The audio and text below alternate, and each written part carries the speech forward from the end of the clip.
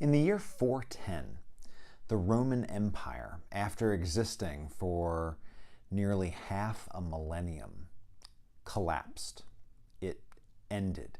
And it threw the entire region and much of the world into utter chaos, militarily, economically, spiritually. I mean, everything was just completely overturned.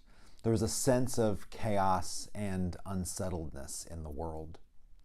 70 years after that momentous event, a man by the name of Benedict was born into this world in chaos. And his life, his understanding of faith, and his way of practicing and teaching that faith would end up changing the world and impacting Christianity to this very day.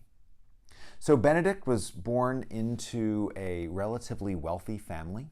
His family sent him off to Rome for a good academic, scholastic education. He didn't last there long. It wasn't his thing. It felt too corrupt, too busy. And so he left there and he ended up in a place called Subiaco. And he ended up on a hillside living in a cave. His personality, his understanding of God and faith was exciting to some people. And people started gathering around him and his cave. And this gathering, well, the more it went on, the more and more it ended up looking like a monastery. There is a monastery at Subiaco, this monastery, to this very day. Something that was founded in the 5th century still exists and is still governed by his vision for how life and faith should be lived.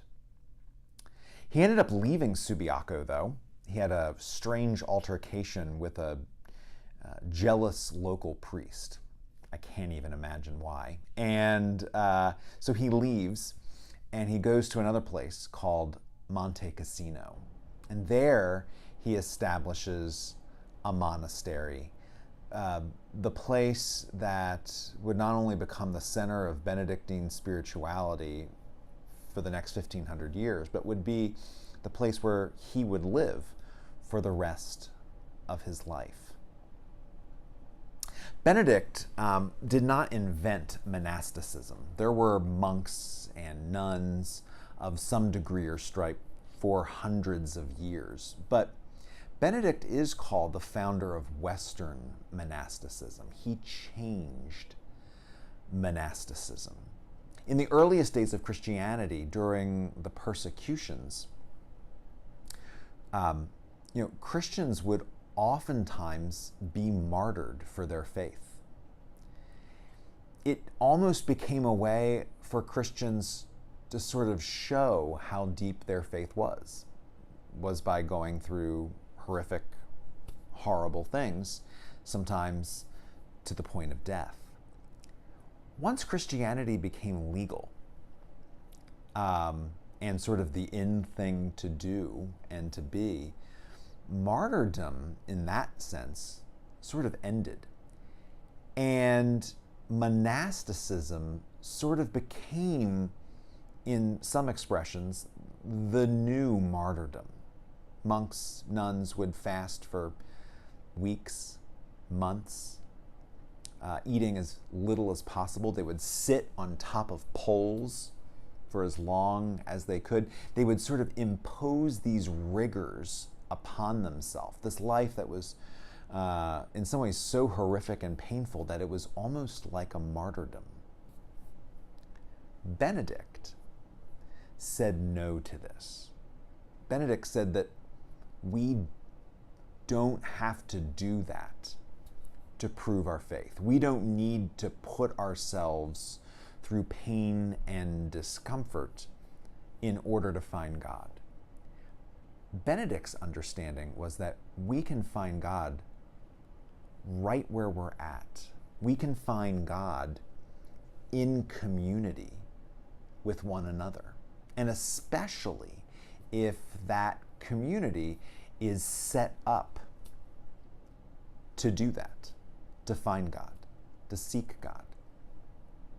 So Benedict's model of community was centered around a little book that he wrote. And I mean, it's really little. You can pick up a book, it's about this wide and tall and about this thick. It's called The Rule of St. Benedict. It's simple, it's practical, it's thoroughly easy to understand for something that's 1,500 years old. The rule was designed, it's the rule for how a monastic community should be formed in the Benedictine tradition. By the end of the late Middle Ages, almost every monastery in Europe is living according to this rule, or some variation of this rule. This becomes really important for Anglicanism because almost every monastery in England was a Benedictine monastery. Even some of the largest, most impressive church edifices were homes run for Benedictine monks and nuns. Canterbury Cathedral was a Benedictine monastery. Westminster Abbey was a Benedictine monastery. Even after the church in England separated from the Church of Rome and became its own thing, it never lost this flavor of Benedictine spirituality. In fact, for the last 500 years of Anglicanism, we can still see the vestiges of that spirituality woven deep into our church and how we organize ourselves, and especially how we pray. The three main focuses of the Rule of St. Benedict for Christian community were stability, conversion of life, and obedience. Stability was the sense that you didn't hop around from community to community. When you came into a community, you rooted yourself there. A lot of the rule is about what to do during times of conflict or major decisions. Those are times when we end up sometimes saying, well, I'm out of here and I'm going to go somewhere else. I'm going to found my own thing. I'm going to go my own direction. Benedict said, no, we stay where we're at. And if there's a problem, if there are issues, then we work them through. So if we have stability, a sense of rootedness, conversion of life is sort of the exact opposite. It's, stability is that we're going to remain rooted. We're going to stay here. We're going to do this. Conversion of life is the other end of the seesaw that says, and we're going to change. We're going to seek to be people who are changed by God. And sometimes changed by God by living in community with other people who are also created in God's image. This sense of conversion of life says that we're never done changing. There is a very recent modern understanding of conversion that you undergo conversion once. That I wasn't a Christian, then I became a Christian, or I was I grew up in a church, but then I took on the faith for myself, and that's it. And Benedict would say no to that. Benedict says that God is always seeking to change us and to move us. I sort of, in modern terms, I think about it like a smartphone. You get a smartphone and it has an operating system already installed on it. But then, a year later, it gets a new operating system. You get an alert that it's time for an update, and you get it. And sometimes there's big changes, and sometimes there's little changes, but the thing changes. And in between these, like one operating system and the next operating system and the next operating system, in between that, there's like little updates, little patches that your phone wants to push onto you to make it more secure, to make it run more efficiently. It's you purchase this thing, and you turn it on, and it works, but then it's not done. It keeps improving and growing, or at least that's what it's supposed to do. In a sense, that's how Benedict understands faith, is that when we become a Christian, we get this sort of operating system, but we're not done improving on that operating system, or God's not done improving on our operating system. We always have room to grow. So stability, conversion of life, and obedience. Obviously very important in a place like a monastery. There are people in charge. There are people in charge of certain things, and you have to live in a certain sense of trust that they're going to try and do the right thing. There's a lot, huge sections of the Rule of St. Benedict on how an abbot is chosen, or how various leaders within the monastery are chosen.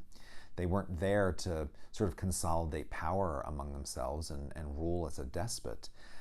They are chosen as leaders because of their humility, because of their grace. And they are chosen for us to listen to them. Although, in the rule, it's the abbot of the monastery, the leadership of the monastery, aren't the only ones who have a say. The youngest, most inexperienced monk was allowed to put forth their ideas, was allowed to have an idea on a way of a new way of doing something, or a new way of approaching something. That was allowed. And so the sense of obedience isn't just to the sort of earthly hierarchy. It really is designed to be an obedience ultimately to God. And if we're all children of God, even though we do have this, this person in charge of this and this person in charge of that, we can all listen for what God is trying to say to us and seek to follow this way. Take a few moments and either think about or discuss among your friends what you think about this rule. Does it have anything to say to us today? Benedict comes into a world in chaos. Would you say that our world is also sort of in chaos? And I don't just mean because of like news events. I mean, just our daily rhythm of life, where we almost pride ourselves on being so busy. Our children are busy. How people say, "How are you?" "Oh, I'm crazy busy." Do you think there's something to stability, conversion of life, and obedience that we would do well to think about regrafting into our life today?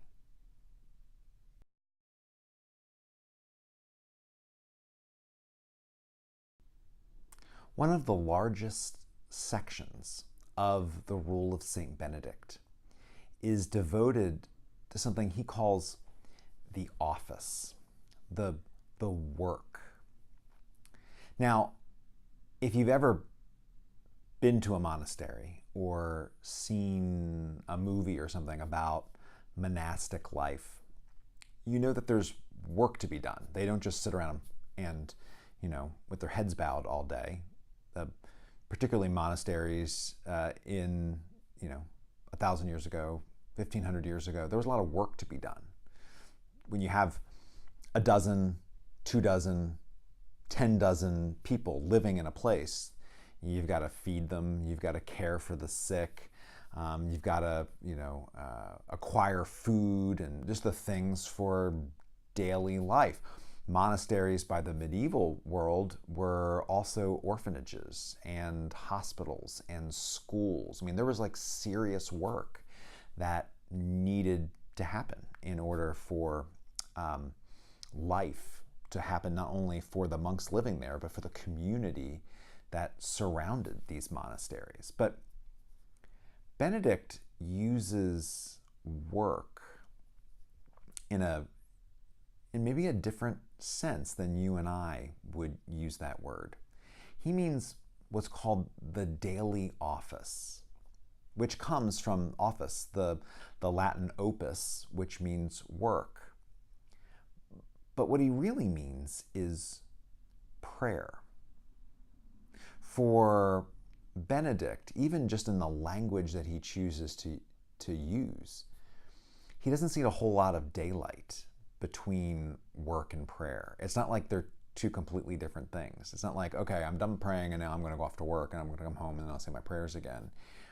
Work is prayer, and prayer is work. Now, specifically what he's meaning here by the daily office is a set of liturgical fixed hour times for praying. There were times that the monks were to gather together as a community to pray, specifically 7 times. Now, why was this? Why did they have to do this? Who came up with this idea? Well, you could say that the people of God came up with this idea a long time before Benedict ever walked this earth. In the 119th Psalm, we find the words, 7 times a day do I praise you. Our ancient Jewish brothers and sisters, centuries before Christ was born, prayed at specific times of the day. Christians, once the church started to get on its feet, incorporated those 7 times into particular monastic settings. And so monks and nuns would gather and they would pray shortly after midnight. They would pray either before the sun rose or just as the sun was rising. They would pray in the middle of the morning. They would pray at noonday. They would pray at afternoon. They would pray at evening. And they would pray before they went to bed again. This fixed hour prayer may sound suffocating to us, but it wasn't designed to be this like horrific ordeal. It was designed to mark the day in prayer. The whole day was set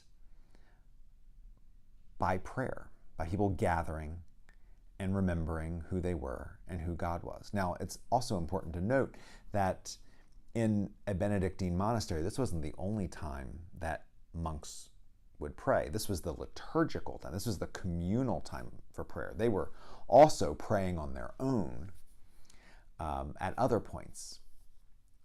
But they marked the day. They set the day by their prayers, by remembering God in the middle of the night, by remembering God the first thing they did when they woke up in the morning, by remembering God before they had their noonday meal, and remembering God before they went to bed at night and as the sun was setting. Christians aren't the only people who use fixed hour prayer. Of course, Jews, our Jewish brothers and sisters still have set prayer times.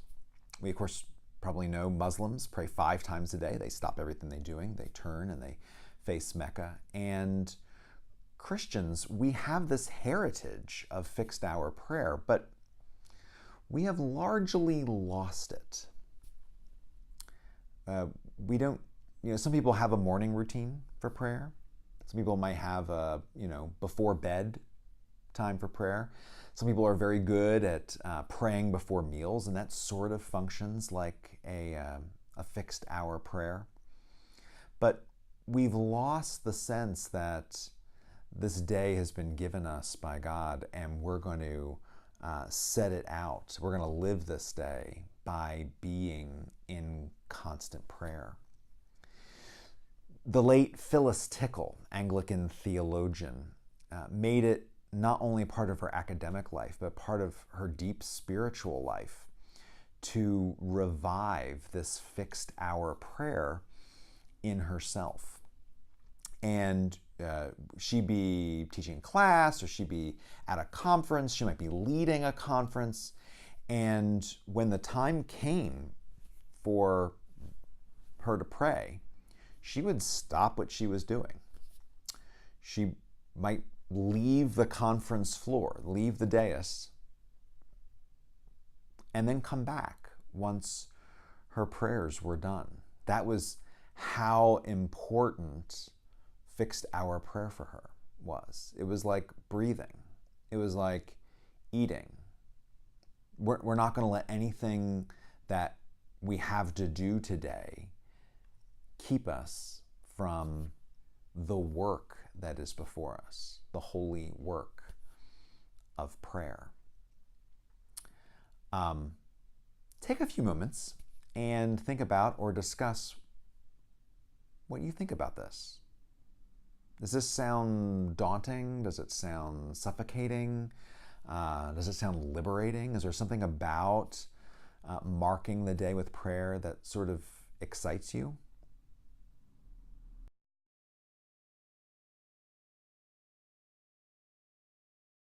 I said a while back that the Anglican Church, Anglican Christianity, is particularly indebted to Benedict and his spirituality. I once heard a story about a group of Roman Catholic Benedictine monks that went to go visit Canterbury Cathedral. They were going to stay in residence there for like a week or two. And the report was that as soon as they entered the cathedral, they immediately knew where everything was. They immediately knew what to do where, because the fabric of that building was built to support the Benedictine model of prayer, the Benedictine approach to God. Our prayer book, in a similar way, is built, is constructed to maintain that same spirituality that we find in our greatest physical edifices. In the early chapters of the American 1979 prayer book, you'll find morning prayer, noonday prayer, evening prayer, and Compline. These are 4 of the 7 fixed hour services that monks and nuns would take in their monasteries. We, Episcopal churches, regularly include at least morning prayer and evening prayer into the liturgical life of our congregations. There are many churches that on a particular Sunday, maybe the priest is away, maybe there's something else going on, that instead of having Eucharist, we pray morning prayer. There are many places that sing evening prayer. Anglicans end up calling that evensong. Because it's in the prayer book, and particularly how it is in the prayer book, it's very clear that it's designed not just for corporate use or occasional use by a particular Episcopal church, but also by individuals. The Book of Common Prayer invites us to pray at fixed hours in the day. My understanding is that priests in the Church of England are mandated to pray morning prayer every day. In America, we tend to be a little adverse to being told what to do. And so in the American Episcopal Church, we're not mandated to do that, but many of us do.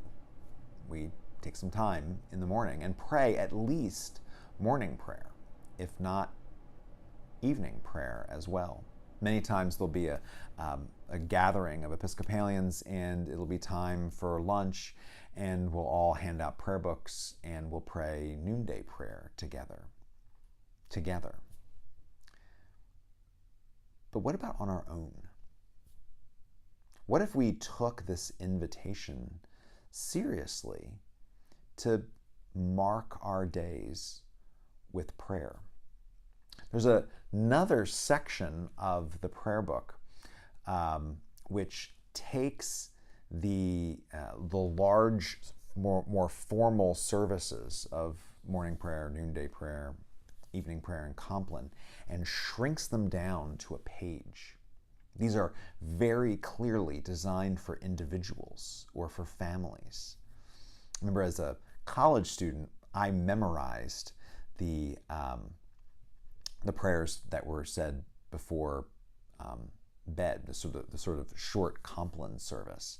And every night I would climb into bed, and I didn't need my book anymore because I memorized it, and I would pray those to myself. My roommate probably didn't know what I was doing, but I was marking the end of my day with this prayer.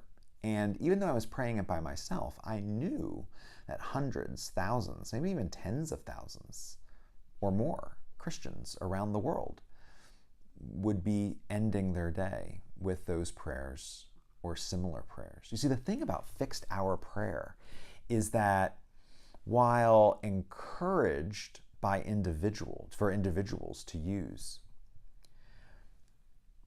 because there's a whole lot of us individuals, even though we're doing it by ourselves, we are setting out a community that is praying with us across the country and across the globe. We're doing it sometimes by ourselves, but we're not doing it by ourselves. There's this great communion of saints which are also marking our mornings and our noondays and our evenings and our nights by coming before God.